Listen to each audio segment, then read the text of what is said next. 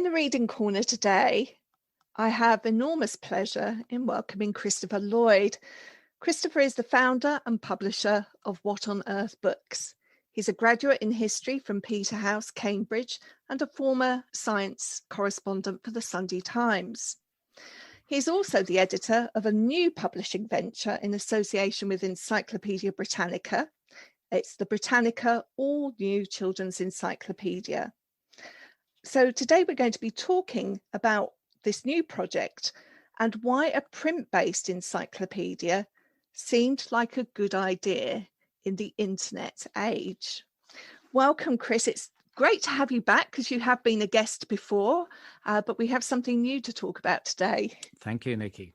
So I do want to start with that idea, an encyclopedia in book form, when we can just about access anything at the click of a button. I mean, why did you want to do that? Well, I had a funny feeling that there was a really good reason for doing this now. And since having got to this point where we've launched the new book, I've now realized there are dozens of good reasons for having a print encyclopedia now. It's almost hard to know where to start. Obviously, the old-fashioned idea of an encyclopedia is that that's where you go to find the answer to something. You look something up, and it's divided into an A to Z, maybe in many volumes. And Encyclopedia Britannica is the archetypical one. It was it's 250 years old, and even in their first edition in 1768, it was on an A to Z structure. And of course, over those years, people have learned to trust Britannica or Chambers or whatever the sort of really big, powerful encyclopedia brands were in the 19th and 20th centuries. But in 2012, Encyclopedia decided that their time was over as a printed publication. The business model had disappeared. So they put everything online. And funnily enough, I was talking to the head of Encyclopedia Britannica in Australia just yesterday. And he said, if someone had told me we'd have a children's printed encyclopedia, a new one in print coming out now 5 years ago, they would have laughed me out of the office. So something's changed. Now, something has changed. We live in a world of, fake news. We don't know who to trust. We become very worried about the world of online, whether it's too much time in front of screens, what that does to our children's interpersonal skills when it comes to communicating with people, what it does in terms of our attention span. All these anxieties that we have naturally get amplified in this online world we're connected to such an extent, and nobody's in control. And suddenly our children are in a universe of zero gravity. And we're all floating around, desperately trying to find someone to grab onto. And here comes a new printed Britannica Encyclopedia for Children. And that's why this is so important. It's something you can reach out to, you can touch. It's printed. It's editorialized in a way that is ideal, we think, we hope, for anyone aged kind of 7 to 107. It's in a nice, comfortable, big font. It's got very arresting graphics and photographs, and we've tried to use all the production values that you can do in print that you can't quite get on a screen. And we've done a whole lot of other things as well that I think nudge the idea of an encyclopedia into something that makes it relevant for today's internet world. It's not an A to Z, and that is a big change. It is actually a journey through the universe of knowledge, and that appeals to me because I've written books on world history, and I think in chronological narratives. And actually, what's interesting is that when you think in chronological narratives, you start to see patterns that you didn't realize, which allow you to tunnel through time in ways that you couldn't imagine possible. And you see things happening in the natural world, like a bee's nest is this incredible civilization that emerged first 100 million years ago. And guess what? When they want to relocate their nest, they vote on where to go. Because voting will give you the best possible chance of making the best decision. Because actually, a group of people are better positioned to make the right decision than one individual, which tells you a lot about democracy versus dictatorship, as well as a system of government. But hang on a minute, we were talking about bees, but now we're talking about democracy. And now, this is the beauty of seeing the whole. This is the beauty of seeing everything in a way where you connect things and you don't leave them in little silos. So we've got rid of the A to Z. We've created 8 chapters from the beginning of time to the present day: universe, earth, matter, life. That's natural history. Humans, ancient times, modern times, today and tomorrow's world. That's modern history. Let's create a universe of knowledge where we're not going to try and answer all the questions. We're going to introduce you to the topic. We're going to introduce you to some experts. They're all profiled throughout the book. And at the end of every chapter, you get to meet the experts. And it tells you a little interview from them about what they really enjoy about their jobs. We're trying to turn these experts into role models. So whether children are interested in astrophysics or zoology, it doesn't matter. They'll find somebody who's passionate about it too, and maybe that's going to be their vocation. And if they find their vocation through this book, wonderful. The other thing is that I think young people, they don't actually know quite what it is they're really interested in. They're interested in lots of things, but because this covers all knowledge, you can almost discover more about what you are interested in, whether it's, looking at tech and how one day you may be able to download a brain into a computer, or whether you're interested in the first writing and how they scraped those tablets together in ancient Mesopotamia.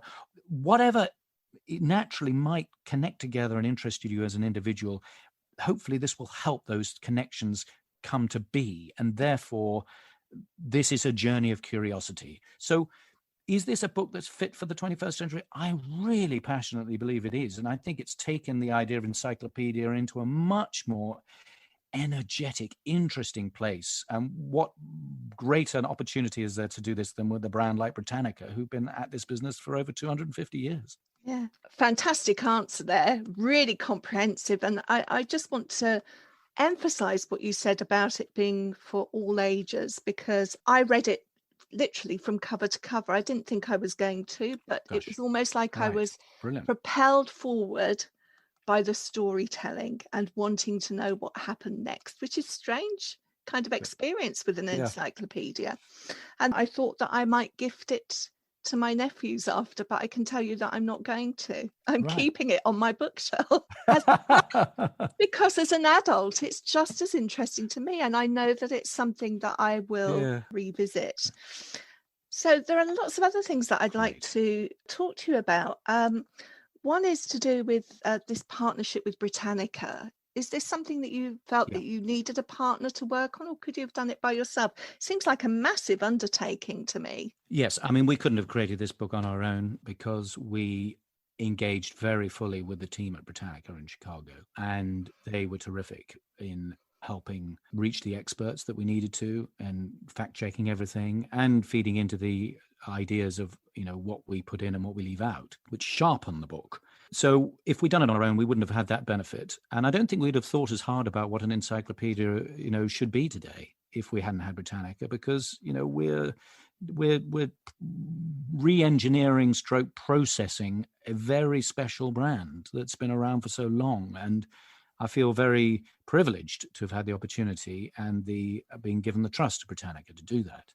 And they've been really wonderful people to work with. The partnership came about completely by chance. I was in Chicago on a book tour and was invited to a dinner because Britannica were looking for a publishing partner. And we were founded in 2010. And so we were sort of 7 years into our journey as a children's nonfiction publishing company and beginning to grow quite fast. And the timing for us was just perfect. I wanted to talk a little bit about this being a triumph of design, which I think it is. The amount of complex information that you're able to get onto a double page spread. And so I did want to mention your illustrators, who I think have done an amazing job. Thank you. So for instance, there was one page, I mean, I could pick any page to be honest, but page 40, how rockets work. And you just have a simple diagram of two rockets. And because of the way that it's laid out, we have an instant compare and contrast between solid fuel and liquid fuel. It's economical, but it packs in a lot of information. Can you tell me a little bit about that process? Yes. So Andy Forshaw was the illustrator who I teamed up with to do the Bloomsbury books I worked on, What on Earth Happened, and What on Earth Evolved. And then he and I set up What on Earth Publishing to do a children's version of the history of the world. And we did these fold-out timeline books, which have, about 1,000 illustrations in each one. And we worked incredibly closely together. And we agonized over the midnight oil as we tried to get the history of Britain with the National Trust to press, and as we tried to do the history of science and engineering with the Science Museum. And it was all about graphical design and about illustrations and captions and how to get a balance between having the picture draw you in and then your resolution of curiosity be enhanced as you engage with the text, and then for it to keep you there. and the visuals work at a certain distance incredibly well, and they've got to be big enough to draw you in, and then they mustn't be so big that they distract you from finding out more. And I don't think it's a science very much, but it is an intuition. And Andy absolutely has that. And he's art directed this whole book, spread by spread. And I have to give him tremendous credit for being able to strike that balance as a gut instinct, really. And alongside him, Natalie Bellos, who heads up the Britannica Books division for us, has that same inherent kind of understanding of getting that balance right. And I think that's the art of making a book like this. And we're so lucky to have had them involved. That said, I also have a very strong love for graphics, because I spent 5 years at the Sunday Times. You mentioned at the start, I was a technology editor for a while, and I would spend many late nights trying to explain complex things in science and technology through a well-constructed graphic. So I'm a great believer that illustration and captions can tell a big story in a simple, accessible way. And that's a nice example there with the rockets. Did they go through the whole book? I mean, I think you can explain things in a way that, photographs. I mean, when we were designing this book, I suppose the other thing I wanted to say, the bellwether for design in these sorts of books, I suppose, has been owned by Dorling Kindersley in the last 15 to 20 years. But, it's become normalized to use the photography in the way that they have, and that white background. And, you pick up this book and there's no way, we did not want anybody to think this was a DK book. It's got to be different. And the way that we've created a design system so that every page can be different and have its own pace, but it's got familiarity in terms of its layout, so you don't find yourself thinking that you're in a different universe every time you turn the page. That's another real key design thing. And I think, Andy spent a long time creating a whole design vernacular for the book before we even could start populating it with information. And that, I think that's paid off. You see, that's the clever thing, is that you have features for design without formula. You don't have to find everything on every page. You kind of respond to the material that you're dealing with. That's a really good point, Nikki, because I think you've got to be open-minded enough to say this illustration is so amazing that we really want as few words on this page as possible. I give you a really good example of that. There are basically, for your listeners here, there are 4 people inside what is a crystal cave in Mexico, which has the largest naturally forming crystals anywhere in the world, as far as we know. And there are these huge, great boulders, they're sort of huge steel girders in a great skyscraper, all meshed up together. And the size of the people when they're clambering on these crystals, they're so small that it tells you instantly in an image what an extraordinary marvel of the natural world this is. So that's an example where out of the window go all the other features we'd normally put on a page. We'll let the picture do the talking on this one. Another example is when we're talking about the different zones in mountains. I think it's the only time, there may be another example, where we actually put the spread so you have to turn the book through 90 degrees so that you can see what the atmosphere is like at the top of Mount Everest compared with the ecosystem at the bottom. And it goes through different layers and zones. It makes so much more sense to turn the page and to tell a story that way. But we've only done it because the particular story warranted a different design approach. So let's give it its chance. Let's give it its moment. Let's do it. So photographs sometimes do something that a diagram can't do, don't they? But they can be expensive to purchase. So you have to think carefully about when to use them and why. That one's worth every I don't know how much we pay for that picture, but you have a geomorphologist in your group of experts, so maybe he donated the picture to you. I've never seen it anywhere else before. If I had, I would have remembered it, because it's it's that kind of a picture, isn't it? Yes, we have Paolo Forti, our geomorphologist, who is profiled at the back of the chapter. We ask him, what do you find exciting about your field? And he says, caves are the single part of the earth that is still the most unexplored. My life as a scientific caver was fantastic because I had the privilege to make astonishing explorations in places where no other human being had ever been before me.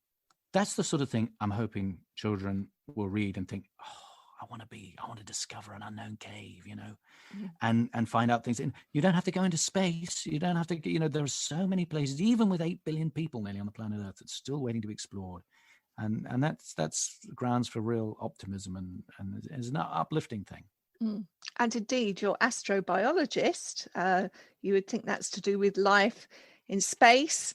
they look at life in the extreme parts of our own planet in order to try and understand space. That's right. I mean, you need to the extremophiles, the living things that can survive when there's no oxygen and you're in 100 degrees of heat, and and life is unbelievably resilient and adaptable. So who knows? Maybe there was life on Venus. It's interesting to see that story suddenly capture people's imaginations in the newspapers and journals now, and new missions going off there.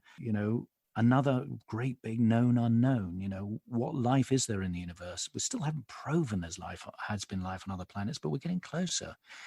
It's an exciting time to be, curious about the world and the universe and everything else. It really is. I wanted to ask you about your panel of experts. To me, looking at the book and reviewing it, it appeared that you'd given a great deal of consideration to the kind of representation of men, women, thinking about internationalism across the panel.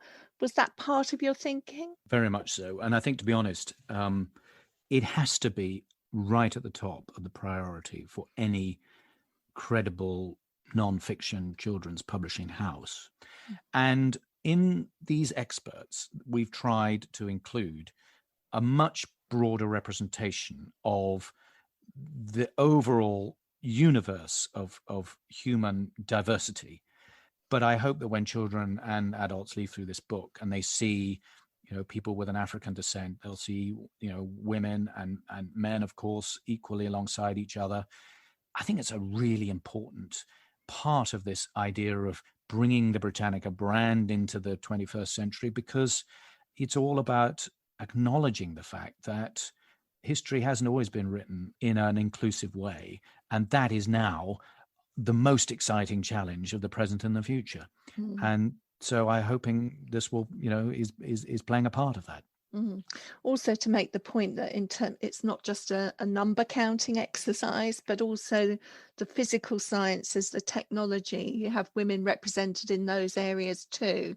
So it's not that we've compartmentalized the areas of knowledge. So that's a really positive aspect. Yeah, and that's true. And I think if these experts can play a part as role models, then it's really even more important that we allow children to identify with those people as closely as possible. And that's not to say we can't always do better. It is difficult. We worked long and hard with Britannica to find the right balance. We didn't go about saying we want to have 30% from this part of the world and exactly 50% women and then fill the quota. Some people might say that's what we should do. And that's a debate that we'll continue to have. We think that the power of knowledge and the expertise that these people have should probably be the first thing, and the trust and the experience that they've had. But at the same time, we want to make sure that we're not allowing our unintentional bias to have any role at all in the way that we have included or not included various people. I want to ask you a question from a business point of view, really. It must be incredibly expensive to produce something like this. Can it turn a profit? How many copies do you need to sell to make it a viable endeavor? We were very lucky.